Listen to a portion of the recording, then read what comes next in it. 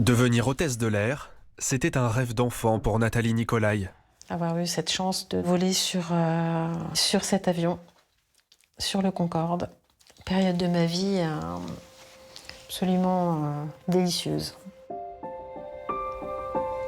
Mais après 14 ans de service, elle a dû renoncer à cause d'importantes douleurs aux mains. Au moment du passage, servir le thé, le café, j'avais du mal à tenir la verseuse d'une seule main, quelques douleurs. Et finalement, ce sont ces douleurs qui m'ont un peu alertée. À l'issue des examens préliminaires, là, effectivement, on a un diagnostic qui est une polyarthrite rhumatoïde bien cognée. Ce sont les mots qui ont été employés. Les premiers signes de la maladie apparaissent à 37 ans. Trop jeune pour penser à un rhumatisme. Pourtant, la polyarthrite s'installe, grignote certaines de ses articulations et laisse son empreinte. Désormais, pour ralentir la progression de la maladie, elle s'injecte toutes les 2 semaines ce traitement. Il neutralise les molécules responsables de la destruction de ses articulations. C'est le but, en fait. C'est vraiment de freiner le plus possible les poussées inflammatoires qui occasionnent les déformations, la douleur, le handicap et l'invalidité. Regarde bien la balle. On la frappe. Grâce au traitement, Oui, elle peut à nouveau fouler les cours de tennis qu'elle avait désertés ces dernières années. continue. J'ai presque le sentiment d'avoir une vie normale. Voilà, si je ne regarde pas mes mains, là j'ai l'impression de jouer en étant presque, en ignorant presque la maladie. Je pense que réellement, elle prend du plaisir à chaque fois qu'on joue ensemble. Alors, au début, on jouait à peu près sur l'espace-temps d'1 heure. Et puis maintenant, on est à 1h30. Elle a une mentalité de guerrière, de gagnante. Elle ne veut pas se laisser abattre par la maladie. Même si la polyarthrite progresse moins rapidement, elle nécessite un suivi rigoureux. 2 à 3 fois par an, Nathalie se rend à l'hôpital pour un contrôle. Il n'y a pas d'inflammation. Ce jour-là, elle ne s'attendait pas à entendre une nouvelle si encourageante. Vous êtes en rémission, ça ne veut pas dire que vous êtes guéri. Hein. Non, je sais, Vous n'êtes pas guéri. je sais. Parce que la polyarthrite rhumatoïde, On n'en guérit pas. Je sais, professeur. J'ai Finalement. intégré ça ouais, rapidement. mais on agit avec beaucoup d'efficacité. C'est quand même l'objectif. Arrêter l'inflammation et empêcher la poursuite de la destruction articulaire. Au stade où on en est, ces traitements, dans l'immense majorité des cas, ne permettent pas la restitution de la destruction qui a déjà eu lieu. La destruction, elle a été irréversible, malheureusement. Sans plonger dans le déni, Nathalie profite aujourd'hui d'un confort de vie retrouvé. Je vois pas ce que vous voulez dire. Cette polyarthrite, on a fait des progrès en termes de traitement, parce que souvent on a cette image de cette maladie très douloureuse, invalidante, et désormais on peut vraiment améliorer la qualité de vie des patients. Oui, on a fait énormément de traitements avec l'arrivée de ce qu'on appelle les biothérapies ou les traitements ciblés. C'est un peu comme l'immunothérapie du cancer, sauf qu'on ne cible pas les mêmes protéines.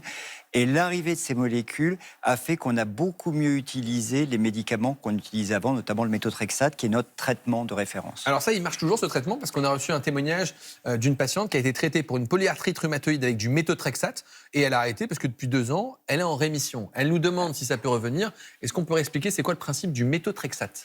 Alors, le méthotrexate, c'est un vieux traitement qui a été utilisé à très forte dose, on compte en grammes, comme chimiothérapie anticancéreuse, et que nous on utilise en milligrammes, donc 1000 fois moins, et ça module le système immunitaire, notamment ça bloque tout ce qui est neutrophile, macrophage, bon, peu importe le nom de la cellule.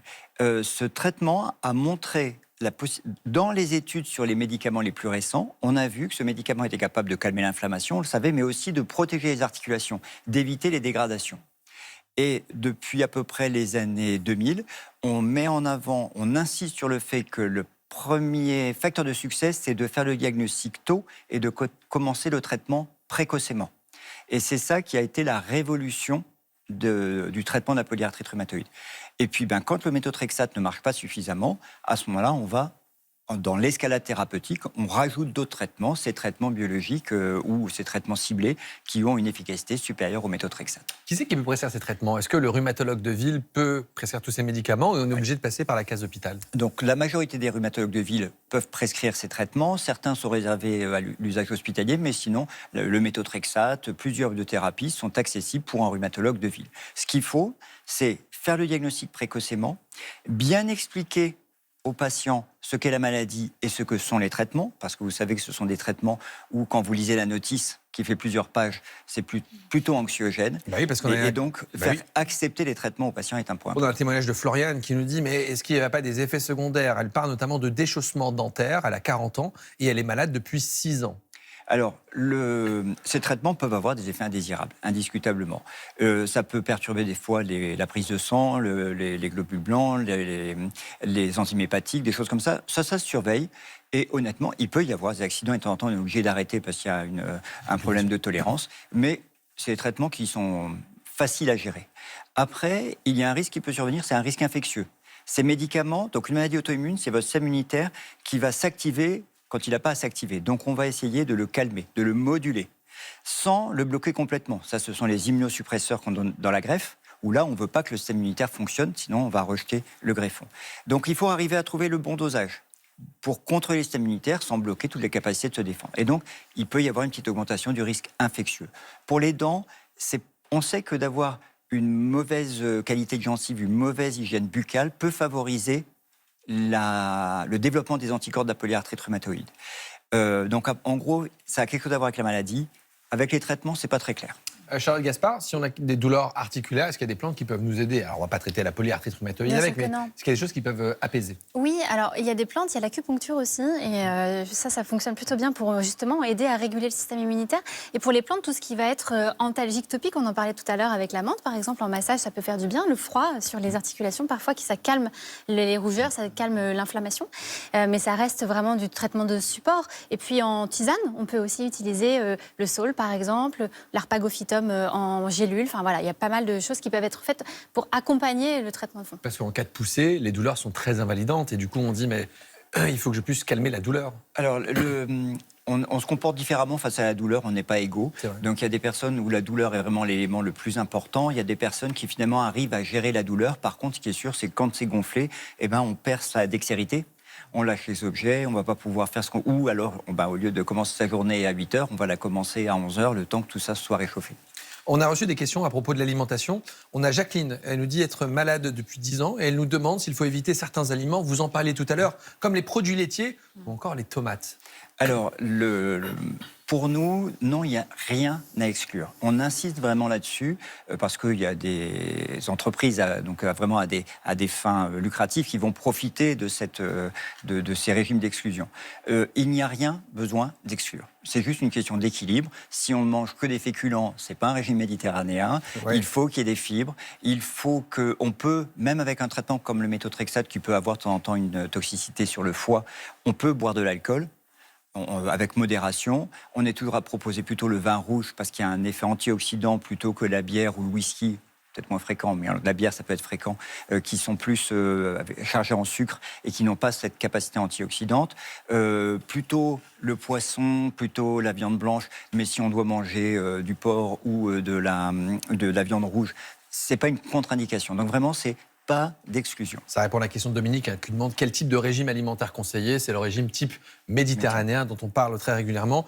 On a une question à propos des compléments alimentaires. Est-ce qu'il est recommandé de prendre des compléments alimentaires pour une patiente qui est traitée depuis 3 ans pour une polyarthrite rhumatoïde? Alors, nous, on les recommande peu. Ça pose pas de problème. C'est plus chacun qui peut juger en fonction de ce que va dire, je sais pas, le pharmacien. Donc, de temps en temps, on se dit, on va peut-être manquer un peu de vitamines, on en prend. Mais honnêtement, pas d'injonction médicale sur ce côté-là. On n'a pas parlé d'une chose, oui. C'est l'activité physique. Oui, vous avez raison. Et alors peut-être qu'il y avait une question sur le sujet. Oui, elle allait arriver justement. Est-ce que l'activité physique peut aider justement à soulager les symptômes de la maladie?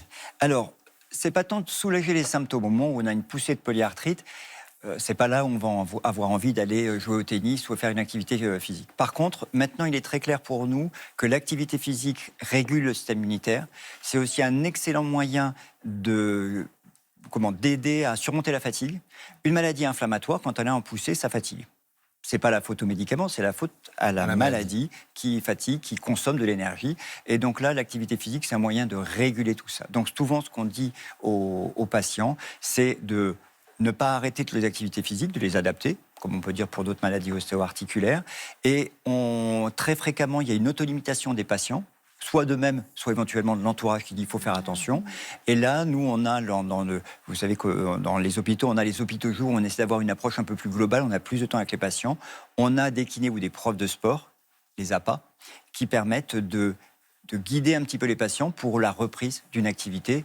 Et on essaie de dire aux patients, forcément, si les patients disent on va faire de la boxe, on tape sur les poignets, sur les mains, ça ne nous enthousiasme pas. Mais si c'est ça le sport, on dit pas. J'avais un patient qui faisait du kitesurf. Ça demande quand même d'arriver à maîtriser la voile. C'était son sport de référence, pas de problème. J'adore cette On l'a idée. suivi. C'est vraiment super. Eh bien, merci professeur d'avoir répondu à toutes nos questions.